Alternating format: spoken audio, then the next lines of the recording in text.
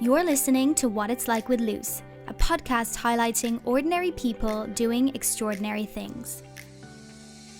I'm your host, Lucy Norris, and on this week's episode, I'm joined by co-founder and CEO of Blair, a company financing college students through income share agreements. Growing up in Western Germany, this young entrepreneur had his sights set on success from very early on.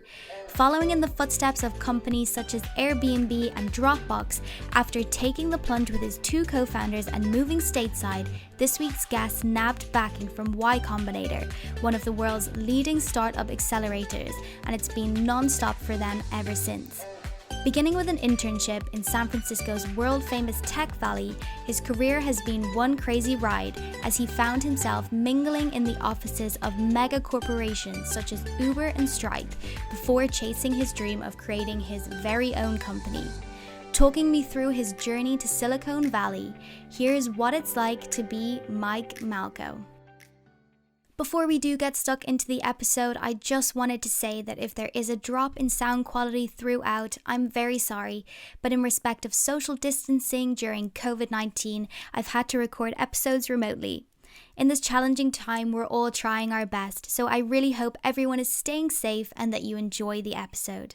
Welcome, Mike. Thank you so much for coming on and chatting with me today. I think it would be great to start at the very beginning and kind of chat a little bit about what it was like for you growing up. Yeah. Hey, Lucy. Thanks for having me. So I grew up in Western Germany near the city of Cologne. And basically my whole youth, or most of it, was focused on two different things. On the one hand, sports. So I started playing handball, which is pretty big in Germany, fairly early on, and trained like 5 times a week, had games or tournaments almost every single weekend. So sports was super important for me. And then in addition to that, it was about experiencing new things and just gaining knowledge in different fields. So I started reading extremely early on, courtesy of my mother, who read to me when I grew up, and then basically showed me that reading is a great avenue towards expanding your own mindset. So it was a lot about experimenting with different kind of things, and then also sports. I think 2 other things that were extremely relevant for me growing up. One, I went to a school that was very good in terms of academics, but also focused a lot on doing things outside of that. So I went to debate championships, I played chess championships, and just did a lot of things competing for my school in different kinds of things. That was super helpful. When it came towards deciding what I wanted to study, I've always been super interested in businesses and everything that surrounds businesses. Actually, it started with reading a lot of comic books about Scrooge McDuck. I was super fascinated by him, not because he hoarded that much money, but just because he had such a great business sense and could turn around every single situation. And I was super inspired by that. So that was one of the main reasons why I wanted to study something in the area of business. And I looked at something that's fairly specific in Germany. I don't think that many other countries are offering it to the degree that Germany is. And what you basically do is called a dual study program. And you sign up usually at a large company. In my case, it was Henkel, which is one of the largest companies in Germany. And at the same time, you're studying a full degree at university. And that was super promising to me because they would pay you monthly. You could have internships at their company while you're still studying, and you would gain a lot of practical and theoretical experience. So in theory, that sounded extremely interesting. And I was super hyped that I got in. I also got a couple of other offers from other large German companies, but decided to go there. And then when I actually went there, it wasn't really quite what I expected. Especially the academics weren't at the level that I wanted them to be. So I quit, took another look at other opportunities, and then ended up studying at BAU, which is a business school in Germany. Did you think that you were going to graduate and kind of dive straight into entrepreneurship, or did you always know that you wanted to get a job in a corporation and kind of go that route before you went out on your own and built a company for yourself? Yeah, great question. So basically back in I knew that at some point I wanted to do something on my own, but when I quit Henkel, the main reason that I quit Henkel was actually that my plan then was to do an MBA either in Harvard or Stanford, because my goal was to be at places where the most amount of knowledge is accumulated. And Harvard and Stanford seem to be some of the best places in the world where the most ambitious and smartest people just aggregated at at the same location. Mm-hmm. So the actual reason to quit Henkel and go somewhere else was that, and that was still the goal for the first year of college then. But then something happened that kind of changed my trajectory quite a bit. I did 2 internships that summer. One was at KPMG, where I did consulting, and then the second one was actually in Silicon Valley at a small startup that was selling software for remote teams, and it's actually still around. And this experience just shifted everything and shifted my focus towards entrepreneurship and tech way earlier than I expected it to, because I met so many really, really impressive people in the Valley, and all of them were basically saying, don't waste your time, then just dive in and become a founder, because if you think that you can achieve great things, then being paid by the market is the best thing you can do. And if you are a founder, no one really, the only thing that matters is getting users and getting revenue, and you're always getting paid by the market. So that was super intriguing for me. And then everything shifted away from going into maybe going to McKinsey, letting them pay for my MBA, and then look what I can do afterwards, to just surround myself with the smartest people. And for myself, I found them in the startup world. And so how did you end up at Uber? Was that kind of your next step, or how did that come about? Yes, actually, before Uber, I did an exchange semester at USC in Los Angeles. And I knew that I wanted to move to California, just because my experience in San Francisco at the startup was so great. And there were so many inspiring people. And I've never experienced so many great people at one place before. So did my exchange semester in Los Angeles, was focusing on getting internships at a large US tech company, and actually had a couple of offers, but the offers were withdrawn from the HR department afterwards because I didn't have a US full-time visa, which was super annoying. But yeah, I then got an internship at Uber in Germany, where they had the very interesting opportunity that the Berlin market had to shut down 2 years before, I think, and they wanted to relaunch it. And then also the Munich market was already running, and they were a super small team and just needed support in running that. And so I thought Uber is a great company. It was basically the unicorn back in the day, and one of the fastest growing and best companies to possibly work at. So I wanted to go there, see how it's like, and then actually learned a lot. Was very interesting to see the culture there. For some time, I helped run the Munich market almost independently, at least on the driver side. So actually my goal was to get as many qualified drivers on the platform as quickly as possible, which is a bit different than in other countries, because in Germany it's way more regulated. So drivers actually need to do a test before they can qualify as Uber drivers, and not a typical driver's license test, but a more complicated commercial driver's license test. So I taught a lot of people a lot of things for the test and just tried to get a lot of people on board there. But yeah, I learned a lot. And then, but I also knew that I didn't want to join, at least for a longer time, one of the larger tech companies. So what I did afterwards, that was after my 4th semester. So I had 2 semesters to go. And after 6 semesters, my degree would be finished. And I knew that I wanted to found a company. And I also knew who I wanted to do that with, because during my exchange semester, I met David, who's one of my current co-founders at Blair, and we hit it off extremely quickly. And the goal was we knew that we wanted to build companies together for the next decades. But we didn't find the right timing immediately after graduation. So what we did, he did some internships, and what I did first was basically write myself my own curriculum of things I've always wanted to learn. and then start studying that. So what I did was basically wrote my own curriculum for deep learning. I wrote my own curriculum for how to become a better writer, and then a couple of other things. And then I moved from city to city and changed cities every single month. Started in Prague and ended up in LA, and basically just learned. And that was a great journey. So I learned a lot of things. And the second thing that I focused on was self-reflection. Because like I said, I was living in this small village and there was basically no way of being anonymous. So what I wanted to do is go to cities first where I didn't know anyone, just find myself, reflect a lot, write a lot. And that was super helpful for me to get to the next level.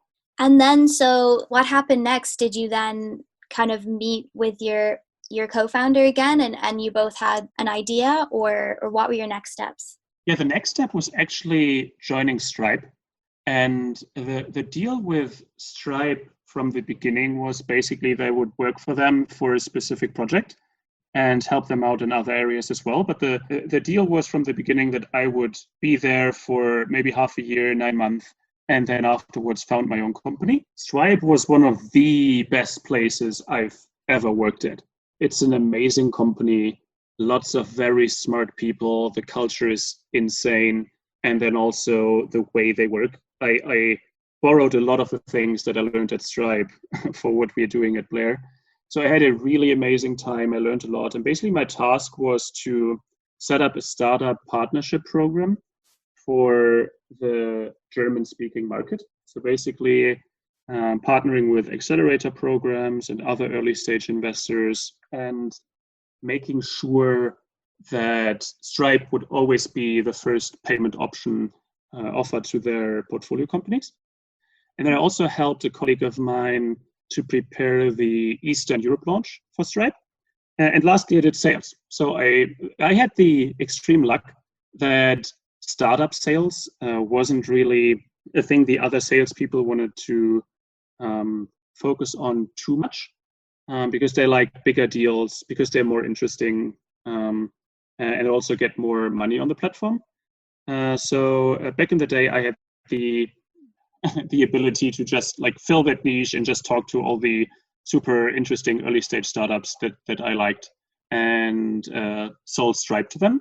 And selling Stripe is actually different to selling other products because Stripe is just such a great product that it's more a consultative process of help, sometimes just helping them to set it up rather than actually selling it to them, which is nice. But yeah, Stripe was amazing. I had a great team. I had a great boss. And then also I met a lot of very, very cool people at Stripe. So I'm still there in San Francisco in their office quite a bit, meeting people, meeting friends. And that was a great transition. And then actually while I was at Stripe, friends of mine who I knew from university approached me and asked me whether I would run a business for them. And basically the business was a spin-off of their own startup. And then we made a deal that David and I would build it for them and basically make it ready to be run by someone else afterwards. So David and I started building Campus Gold. That was the name of the business. And what we did is we helped students to earn money during college by connecting them with freelance opportunities and consulting projects for companies, and then also help them to get a job afterwards. And we started with basically like some kind of idea of the product and $0 of revenue, and then scaled that fairly quickly to like a fairly good and healthy amount of revenues, like in the low 6 digits gross revenue. That went really well, but then there was some turbulence around the startup, basically the core company. So we had to shift a lot of things fairly often. It was it was a tough time for the founders and for the whole company. So at some point we decided to move out of that role and focus on building our own company. And that's basically when that was in 2018. When David and I took some time to reflect on what we wanted to build. And the next thing we wanted to build, we said, was something that we would do for the next decade.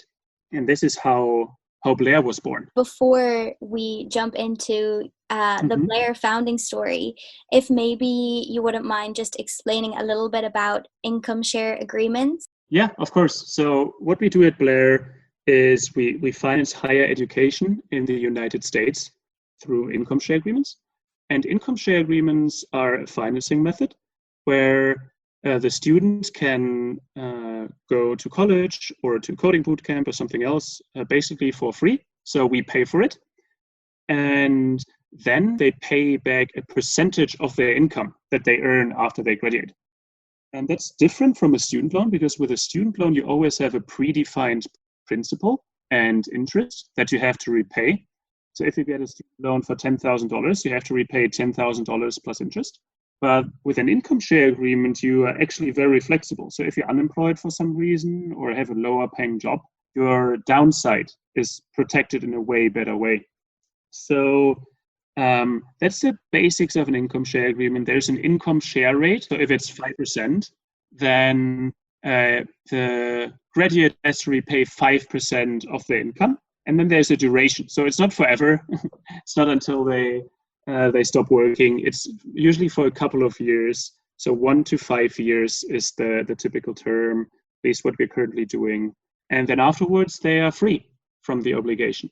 And the cool thing is, since if the student earns more money, the provider, in this case us, also earns more money. So we can add a lot of additional services for the student, like career support, that other loan providers can't really add because the unit economics don't really make sense. So that's basically what income share agreements are. And maybe for context, at our own schools in Germany, at our alma maters, roughly 40% of students are already using ISAs. So we know the concept extremely well from Germany.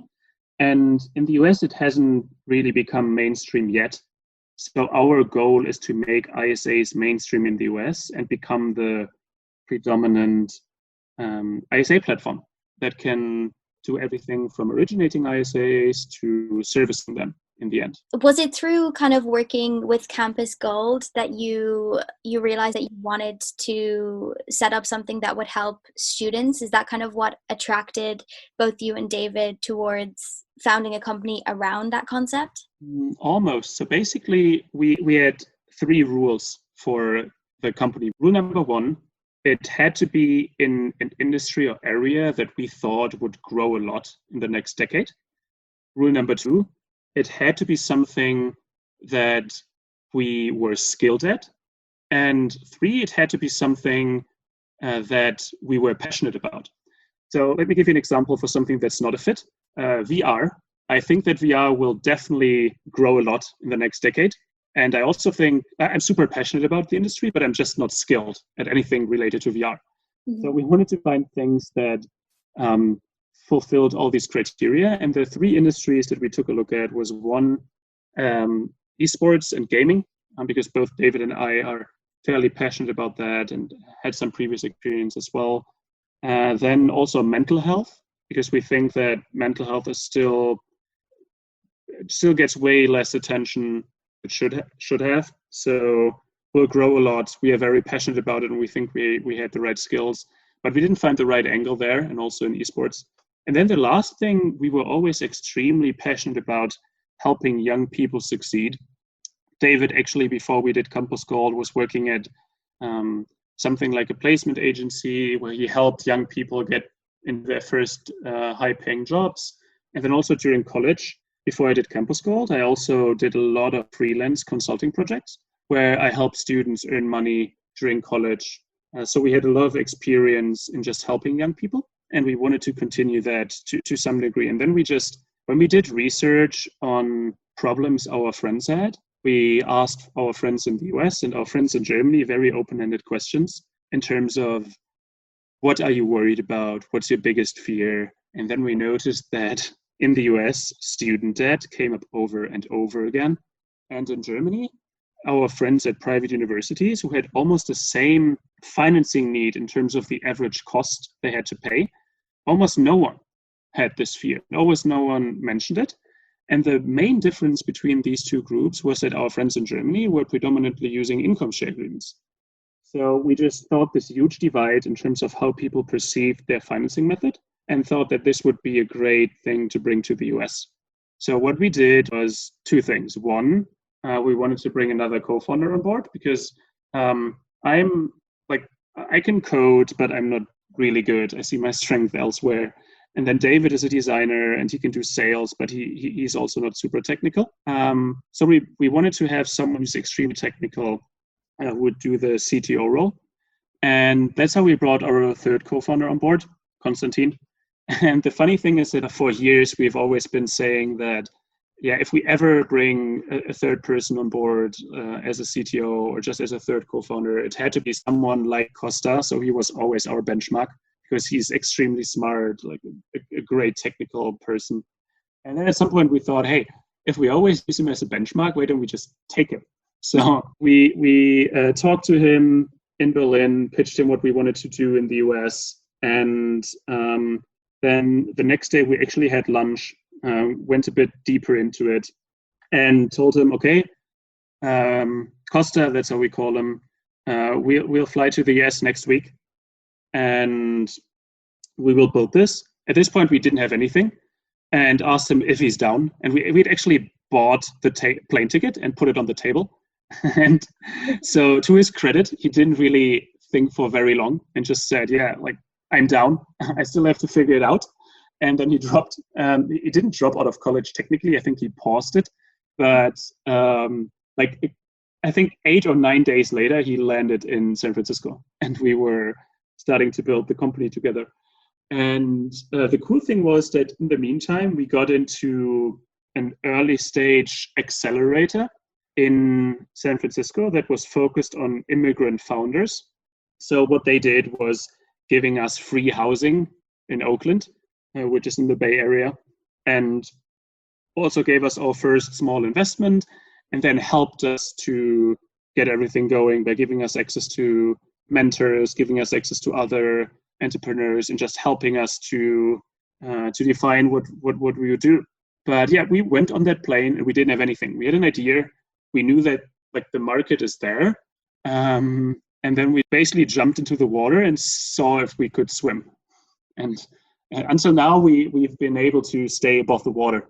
Yeah, well, it seems like you're doing very well. That's an amazing story. I'm wondering if you ever had any doubts that this would work in the US before you kind of started building everything. Because I know that Yale did an experiment on this kind of thing before and it failed. Yeah, there was in the 70s, very infamous experiment in our industry. I think they had a lot of structural problems, to be honest. So I think it wasn't set up in a way that was fair. So we're doing it a bit differently.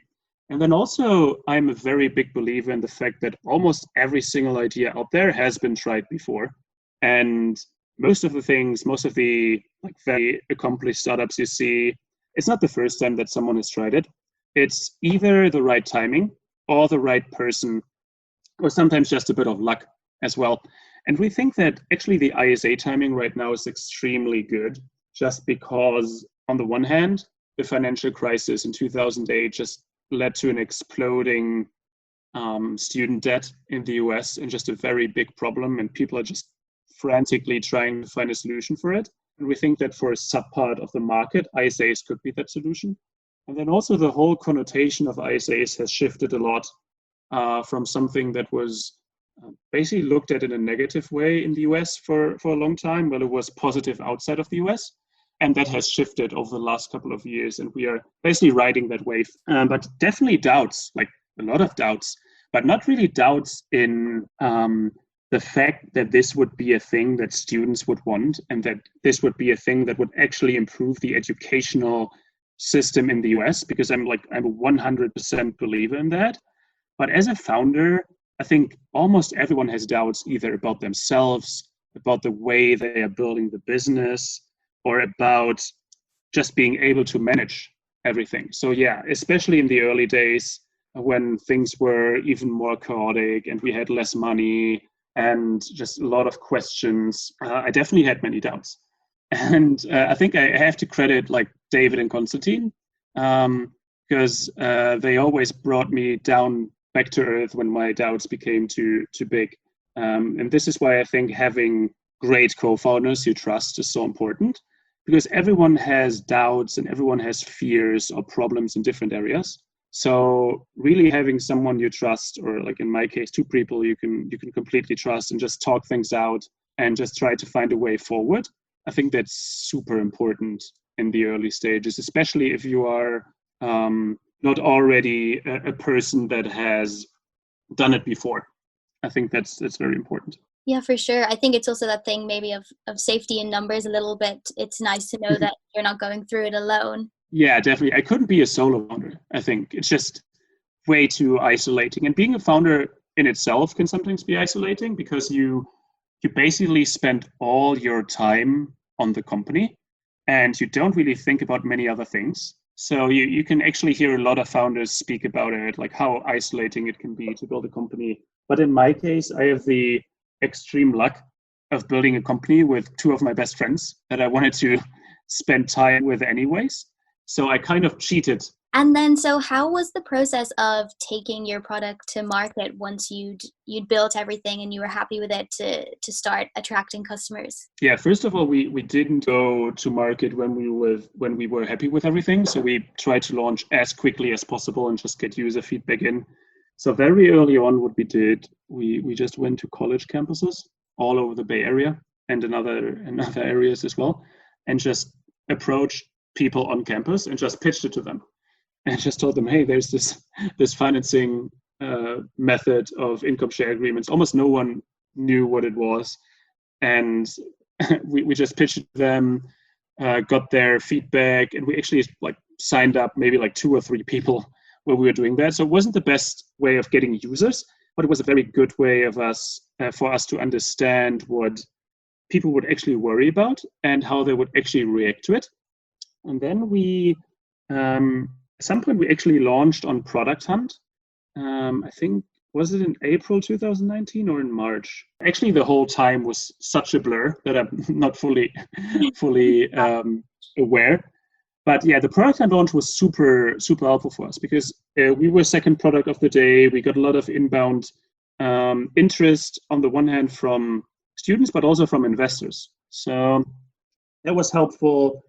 We didn't end up raising money from them, but ended up raising money from people we already knew, and just had some basically financial buffer. We knew that Blair would continue and that we could focus on building a great product.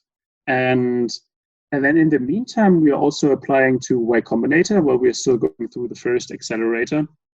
And then we got the invitation to the video call with YC, which is a step they sometimes do, especially for founders who are not based in the US. And in our case, I think they thought we were still based in Germany. So we had the video call, got the invitation for the final interview, and then literally the last day we were planning to stay in the US because we had to get out, because back then we didn't have full-time visas yet. We had the interview like the day before, so we had to fly out of the country the next day. Yeah, it was crazy, but it was also the best kind of potential ending you could possibly have. So we had the interview at YC's office in Mountain View, and then how it works is you arrive and you have a 10-minute slot, and in 10 minutes they ask you like roughly 100 questions. It's just a rapid fire question, and I don't really remember like most of it, but it went okay. It didn't go really well. It didn't go super badly. But then afterwards, what we did is we went to a really calming restaurant at the sea and just waited for the call or the email, because how it works at Y Combinator is if you get accepted, they call you, and if you don't get accepted, they send you an email. Oh. So we were staring at my phone basically the whole time, and then I looked into my emails. I refreshed it every 10 minutes, and I was getting a bit nervous. And yeah, then at some point we actually got the call, and it was one of the best moments I've had, and I was extremely happy. And we were flying back basically with a place in the next YC batch, which was one thing on my bucket list for a very long time. So we spent 2 or 3 weeks in Germany and then flew back to the Bay Area. and participated in YC, which was a definitely life-changing experience for us, but also a very defining experience for Blair as a company. What was the significance of getting that Y Combinator backing for you and for your company? Yeah, so I think one thing is just that all of us are such big YC fans that it was just personal validation. So I think that was just a big part of it. Then on the other hand, it also meant that what we were doing was promising enough for some of the most prolific startup people there are, because I think the YC partners are definitely among the very best people in the startup world. They've seen so many different startups and data points about startups that work, startups that don't work. So it was great validation for Blair itself as well, and for us as a team, because we kind of admired the partners. They were people we've been following for years. So that's definitely helpful. And then also we knew that everything would continue and that we would have this chance of getting into a network of very smart and ambitious founders and use it to our advantage, and then also provide value to them in return. And yeah, it was a great time. It was a very exhausting time, but it was great in almost every possible way.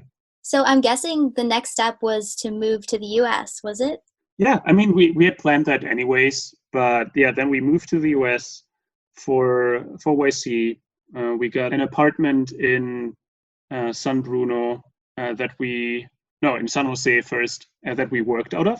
So we had 2 rooms, 1 living room, and 1 room would be for Costa, our CTO, and then also Luki, our first engineering hire, who is a good friend of Costa's. And then the other room would be for David and myself. So 2 people would share a room each. And then we had the living room. This was basically our office space. So the whole living room was full with our laptops and monitors and everything that we set up there to work. And then the daily rhythm was we got up in the morning, not too early because we always worked very late, then worked almost all the day, ate in between, did a workout, and then went to bed again. And then in between we had YC events. But other than that, it was just getting up, working, eating, working, and then repeat the next day. So we got a lot of stuff done. It was it was a crazy time. And it helped us a lot. And how was Blair received once you put it out there, for students to kind of sign up? Was it an immediate success, or was it a bit of a slow burner? Not necessarily an immediate success, but students loved it. We had, from the day, we really got some organic traffic on it. We got way too many applications. So we always had more applications than funding available. So it's actually the case with most businesses in the credit space that usually you are supply constricted at first. So what we would do is trying to get investors, which is very difficult if you're a startup that just started. But we found a couple of high net worth individuals and foundations that were willing to invest in these students. So we invested in the first batch of students before Y Combinator Demo Day, and that helped us a lot in getting additional equity funding from a couple of very great and prolific angels and a good set of seed funds. And yeah, they helped us on the one hand to have the time to really build something great at Blair. And what do you envision the future of Blair to be? So I think there's one thing on the macro level that I want, and then one thing on the company level.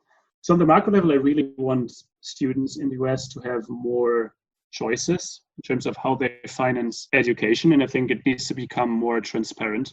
I think income share agreements are a great instrument for that, because it's very prevalent that if your school can't offer an income share agreement, then something must be wrong with the outcome data.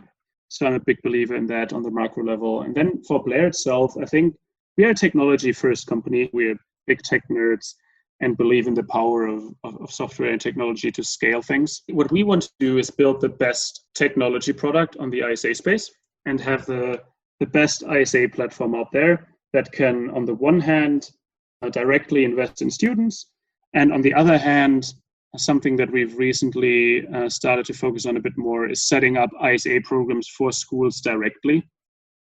So there's the second thing we want to do, just use our technology and leverage it to make ISA more mainstream. And then like the big vision behind it is just help students to afford higher education and then also help them to get into the careers they want to get into. Because I believe, or we believe at Blair, that financial independence is one of the most freeing feelings you can have.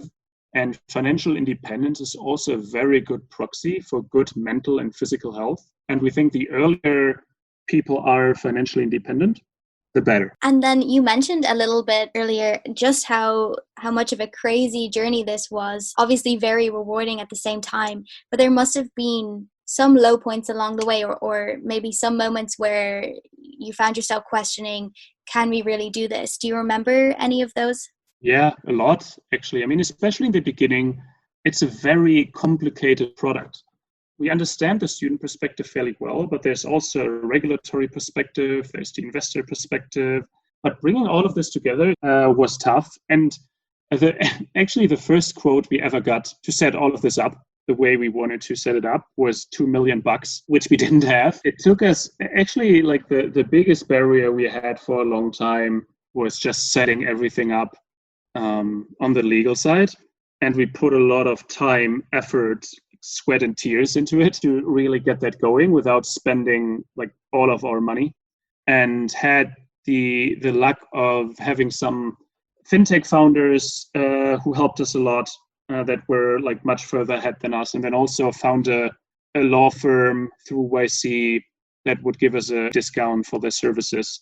And they were super helpful as well. But yeah, the legal side was always super daunting to us because it's the only aspect of the business where we don't have like direct expertise. I think the second thing is that sometimes your own feelings and the fact that you're down does not always correlate extremely well with how well the business is doing. Sometimes it's just that you're exhausted because you've worked 2 months, like 7 days a week, like almost every single moment you're awake. So you just have a couple of weeks that are worse and a couple of weeks that are better. It's not always triggered by any specific outside event, at least in my opinion. I think it's very clear for anyone listening that you've definitely experienced success in your life. Your resume proves it. So I would be curious to know what that term means to you. Yeah, it's actually a good question. And one of my practices is I journal. So I've started that, I think, 7 years ago now. Didn't do it full time for the whole time, but like for long stretches I did. So I often compare what I thought about success back then and what I think about it right now. Like having founded a company that went through YC would be like among the pinnacles of what I would imagine I wanted to achieve when I'm my age. And the annoying thing about goals or other things that you set yourself is once you've achieved them, they normalize fairly quickly. But there was a fairly pessimistic start. So let me talk a bit more optimistically about it. Okay. I think one of the drivers for me is just become better at the things I care about. And success for me is basically taking a step towards my goals every single day and coming closer to them. That is success to me.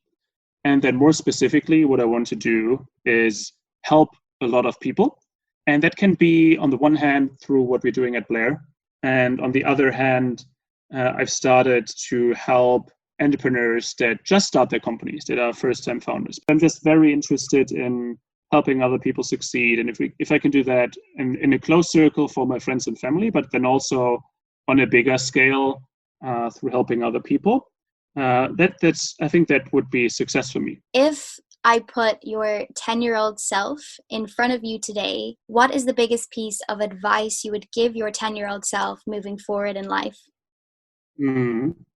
Okay, I have to think about that for a second. I think he would be really disappointed that I haven't learned a couple of the things. For example, a backflip is probably among the things that I've always wanted to learn. I still haven't done it. So still have to do that.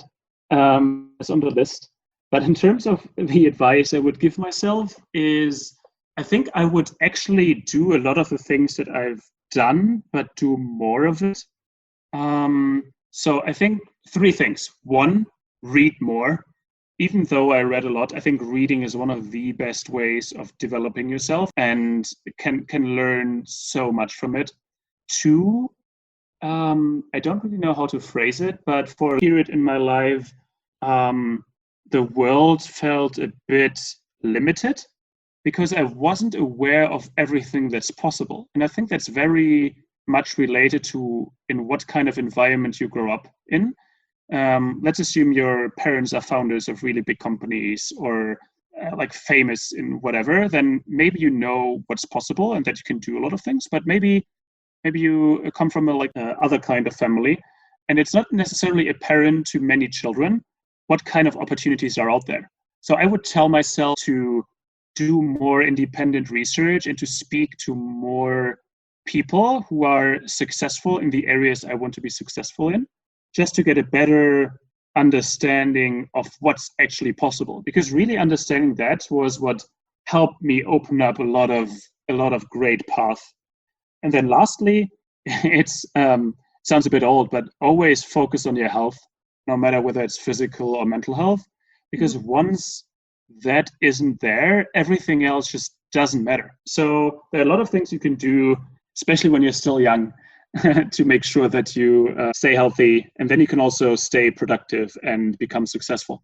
Well, I think the point about health is more prevalent now than ever. I mean, I think one thing that will come out of this is that people will realize, if you're not healthy, you have nothing. So I just want to say thank you so much for giving your time up to share your story with me. It's been incredibly inspiring to talk to you, and I know that a lot of people will find this insanely interesting. You've had a crazy life already and you're so young. So thank you so much. Thanks for having me, Lucy. It was a pleasure. Thank you so much for listening, and as always, please rate, share, and leave a comment if you like what you hear. And don't forget to follow @WhatIt'sLikePod on Instagram and Facebook. For more information on Blair, visit the link in the show notes and take a listen to Mike's own podcast, Startups, Sparks and Serendipity, where he and his friend Max chat all things entrepreneurship and starting up your own company. From this week on, I'll be upping my releases to 2 episodes a week, so join me again at 12 on Thursday for more inspiring stories. For now, this has been What It's Like with Luce.